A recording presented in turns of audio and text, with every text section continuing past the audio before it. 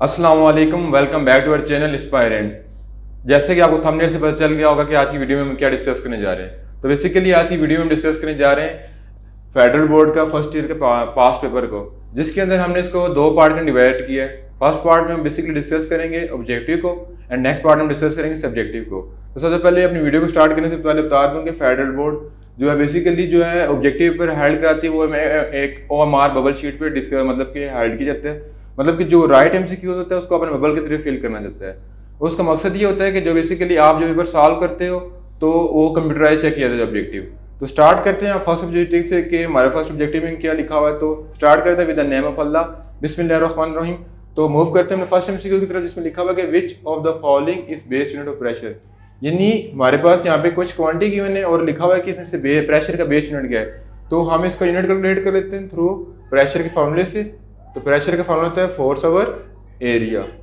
अब has we know force हमारे पास किससे होता है M ओवर A, जो हमारे पास आता है न्यूटन सेकंड लॉ से, और एरिया हमारे पास होता है मीटर का स्क्वायर। तो इसका यूनिट कैलकुलेट कर लेते हैं। M stand for mass, mass का यूनिट होता है kg, और A stand for acceleration, acceleration का यूनिट है मीटर पर सेकंड स्क्वायर, और नीचे मीटर का स्क्वायर। अब जब इस मीटर को यहाँ पे देखा जाए तो मीटर की वैल्यू पॉजिटिव है, जब इसको मैं ऊपर मूव करूंगा तो ये नेगेटिव हो जाएगी। अब देखा जाए तो M और M की बेसिस सेम है, तो पावर क्या हो जाएगी ऐड, M की पावर 1 माइनस M की पावर 2 S की पावर -2। तो हमारे पास जो है वो लास्ट में से जाएगी M की पावर -1 और S की पावर -2। तो राइट ऑप्शन हमारे पास क्या है kg पर मीटर पर सेकंड स्क्वायर। तो राइट ऑप्शन बनता है B। मूव करते हैं नेक्स्ट MCQ की तरफ, जिसमें हमारे पास लिखा हुआ है कि error in the measurement of the radius of sphere is 1%, the error calculate the value of its volume. यानी हमारे पास रेडियस का एरर गिवन है, हमने वॉल्यूम का एरर को कैलकुलेट करना है। उसके लिए पहले मैं वॉल्यूम ऑफ स्फीयर का फॉर्मूला लिख देता हूं, जो कि होता है V is equal to 4/3 pi r cube. इस फार्मूले के मुताबिक हम देखा जाए तो V is direct relation with r का क्यूब। तो हमें पता चल रहा है कि the volume of the radius of sphere हमारे पास है 1%। तो हमारे पास हो जाएगा कि 3r is equal to V, क्योंकि इसके ऊपर स्क्वायर है तो हम इसकी कैलकुलेशन कर लेते हैं। तो V हमारे पास है 1%, तो ये हो जाएगा इसके 3 टाइम। तो 1% और 3 टाइम हो जाएगा 3%। तो हमारे पास राइट ऑप्शन होता है 3%। मूव करते हैं हमारे पास नेक्स्ट MCQs, जो हमारे पास वेक्टर का बेसिकली है कि इफ AX हमारे पास मतलब कि वेक्टर को सॉल्व किया जा रहा है x एक्सिस में और दूसरे को हम सॉल्व करें y एक्सिस में, then angle between vector A and x axis, मतलब कि जब हम उसको सॉल्व करें वेक्टर को x एक्सिस में और y एक्सिस में, हमने बेसिकली बताना है कि उसका एंगल क्या होगा। यानी x एक्सिस के लिए भी वो इक्वल हो और y एक्सिस के लिए भी इक्वल हो। तो हमारे पास वेक्टर को पहले रिजॉल्व कर लेते हैं। लेट्स सपोज मैं एक वेक्टर ले लेता हूं, ये मेरे पास आ गया एक वेक्टर,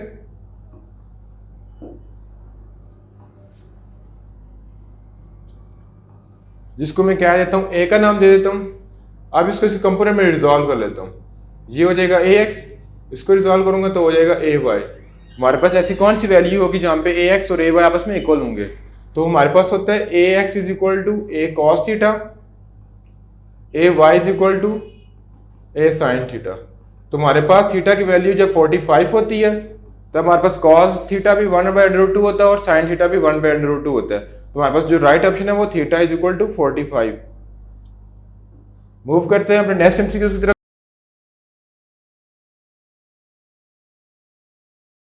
टू वेक्टर, हमारे पास मैग्नीट्यूड फाइंड करना है, एक स्केलर क्वांटिटी और एक वेक्टर क्वांटिटी है।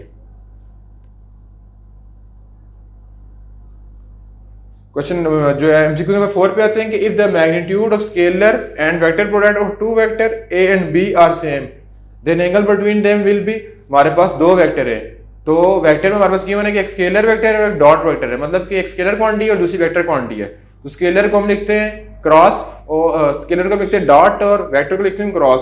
तो हमारे पास लिखा हुआ है कि उनका मैग्नीट्यूड सेम हो, तो ऐसा कौन सा एंगल है जहाँ पे उनका मैग्नीट्यूड सेम होता है। तो बेसिकली हमारे पास होता है थीटा इज इक्वल टू 45 पे।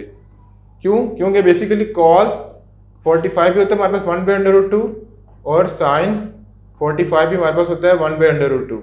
जब इनको रिजॉल्व कर लेंगे तो हमारे पास राइट ऑप्शन जाएगा थीटा इज इक्वल टू 45, क्योंकि ये ऐसी क्वांटिटी जहाँ पे हमारे पास साइन भी 1/√2 के इक्वल होता है और कॉस 1/2 के इक्वल होता है।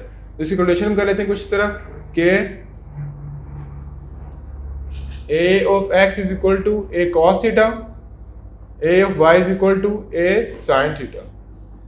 तो जब वैल्यू पुट करेंगे ए कॉस 45 ए साइन 45, दोनों का रिजल्ट सेम आएगा, sine A under root by 2 और नीचे वाले का भी आ जाएगा ए बाई अंडर रूट 2। तो हमारे पास जो राइट ऑप्शन आता है वो आता है 45।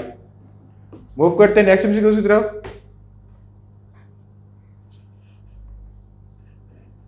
जिसमें हमारे पास लिखा हुआ है distance cover by free falling body into second. यानी हमारे पास जो है वो एक फ्री फॉलिंग बॉडी, मतलब कि एक बॉडी जो गिर रही है उसका हमें डिस्टेंस कैलकुलेट करना है। तो उसके लिए हमारे पास फॉर्मूला जाएगा v is equal to under root 2gr। तो हमारे पास बेसिकली g की वैल्यू हमें पता होती है कितनी होती है 9.8 और r की वैल्यू हमें पता होती है बेसिकली क्वेश्चन में जो गिवन है डिस्टेंस हमारे पास है 2 सेकेंड। सो इसमें दूसरा फॉर्मूला यूज करेंगे, distance cover by free falling body in 2 second. हमें हमारे पास डिस्टेंस को रिलेट करना है, s is equal to find और हमारे पास t गिवन है। तो हम यूज कर लेंगे सेकंड इक्वेशन ऑफ मोशन जो कि होती है s is equal to v i t plus 1/2 a t का स्क्वायर। तो हमारे पास as we know that initial velocity is always 0। जब कोई बॉडी रेस्ट स्टार्ट होती है तो उसकी इनिशियल वेलोसिटी क्या हो जाती है 0। जब इसको इस क्वांटिटी के अंदर पुट करेंगे तो ये पूरा 0 हो जाएगा, t प्लस 1/2 ए टी का स्क्वायर। सो 1/2 ए टी का square. As we know, the value of acceleration for gravity is 9.8 and हम 2 से मल्टीप्लाई करेंगे तो 19.6 आंसर आ जाएगा। So right option is last one. Move करते हैं नेक्स्ट एमसीक्यूज की तरफ, जिसके अंदर लिखा हुआ है कि if ball is throw with the speed, यानी एक बॉल को थ्रो किया जा रहा है कितनी स्पीड से 30 मीटर पर सेकेंड